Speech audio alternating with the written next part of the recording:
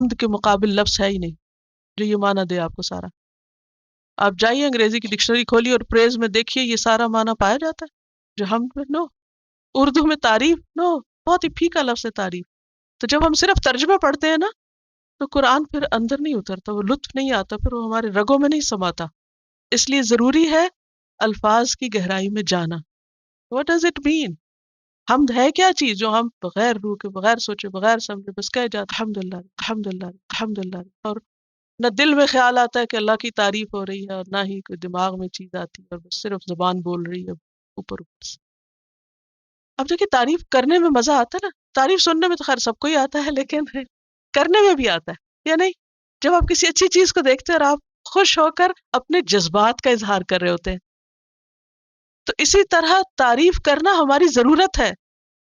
قرآن کا آغاز اسی سے ہو رہا ہے، الحمد للہ. تو جب الحمد للہ آپ کہے تو آپ کی آنکھیں، آپ کا دل، آپ کا دماغ، اور سب کے اندر ایک رسپیکٹ اور محبت اللہ کے لیے ہونی چاہیے. الحمد للہ. اور اللہ جو ہے یہ ذاتی نام ہے، اللہ سبحانہ وتعالیٰ کا، حقیقی معبود کا، الہ برحق کا. کیوں؟ کیوں اللہ کے لیے؟ کیوں؟ اس لیے کہ رب العالمین، وہ رب ہے تمام عالمین کا. اب یہاں پر آپ دیکھ رہے ہیں انالیسس کیا تو رب کا لفظ را با با ہے اس کا روٹ. تو رب یا ربو کا معنی ہوتا ہے تدریجاً نشو نما کرنا، گریجولی اینڈ سلولی کسی چیز کو پروان چڑھانا. اس کی مثال ہے جیسے ایک بیج سے درخت کا بننا. کتنا ٹائم لگتا ہے؟ ایک سیڈ ٹری میں کب کنورٹ ہوتا ہے؟ How much time it takes. اور ہم ایک دن میں کاٹ کے اس کا فرنیچر بنا لیتے ہیں. تو رب اس کو کہتے ہیں جو خالق بھی ہے، مالک بھی ہے، اور مدبر بھی. رب کو عربی میں 3 چیزوں سے ٹرانسلیٹ کیا جاتا ہے. وہ تو پہلے جو میں نے معنی بتایا نا وہ ڈکشنری میننگ ہے، لفظی معنی ہے رب یا ربو کا. لیکن رب کا لفظ جب اللہ کے لیے استعمال ہوتا ہے تو اس کا کیا مطلب ہے؟ خالق، مالک، مدبر. بس یہ 3 لفظ آپ نے رٹ لینے ہیں کیونکہ یہ بار بار آئیں گے آگے بھی. بار بار پوچھوں گی کیا معنی ہے رب کا، پھر آپ بھولے ہی گا نہیں. خالق کا کیا مطلب ہوتا ہے؟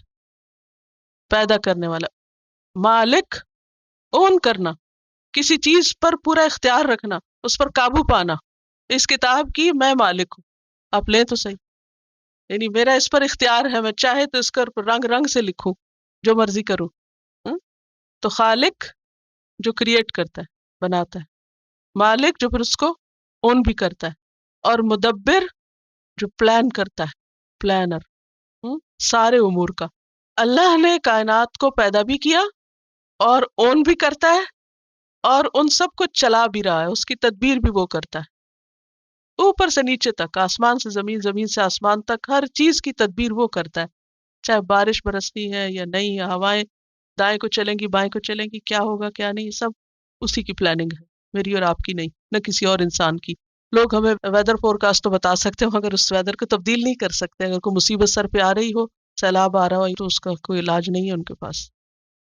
ربا یا ربو، ربن کا معنی ہوتا ہے آہستہ آہستہ کسی چیز کو پروان چڑھانا.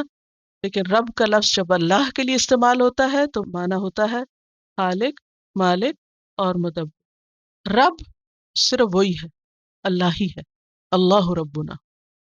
کیونکہ کوئی اور انسان ہمارا خالق نہیں، نہ وہ ہمیں اون کرتا ہے. اب لوگوں کا حال کیا ہوتا ہے، تھوڑا سا ہم پر احسان کر لیں تو ہم کو اون کرنے لگتے کہ ہمیں ہر کام کی انہی کی مرضی سے کرنا چاہیے. نہیں، ہمیں ہر کام صرف اللہ ہی کی مرضی سے کرے کیونکہ وہی بس ہم کو اون کرتا ہے. رب عربی زبان میں عورت کے لیے ربۃ البیت کا لفظ آتا ہے. ربۃ البیت یعنی عام انسانوں کے لیے بھی یہ لفظ عربی زبان میں پہلے سے استعمال ہو رہا تھا. عورت کو ربۃ البیت کیوں کہتے ہیں؟ کیونکہ مینیجر ہے گھر کی، تو وہ اس کے لفظی معنوں میں ہے اور اس کی مینجمنٹ ناقص ہے. جبکہ رب کی مینجمنٹ جو ہے اور اس کی پلاننگ اور اس کی کریشن جو ہے وہ ان لمیٹڈ ہے. دیکھیے ہمارا حال کیا ہے، ایک گھر کو چلانا ہے مشکل.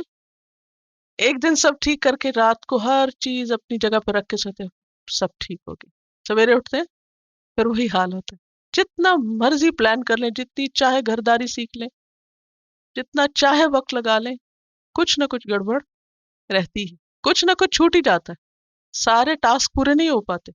لیکن اس کے مقابلے میں اللہ سبحانہ تعالیٰ کے لیے جب رب کا لفظ استعمال ہوتا ہے تو آپ دیکھیے کہ وہ سورج کو اپنے وقت پر نکالتا. ہم خود نکلنے میں لیٹ ہو جاتے ہیں، بچوں کو بھیجنے میں لیٹ ہو جاتے ہیں، لیکن اللہ سبحانہ تعالیٰ وقت پر سورج نکالتا، وقت پر غروب ہوتا ہے.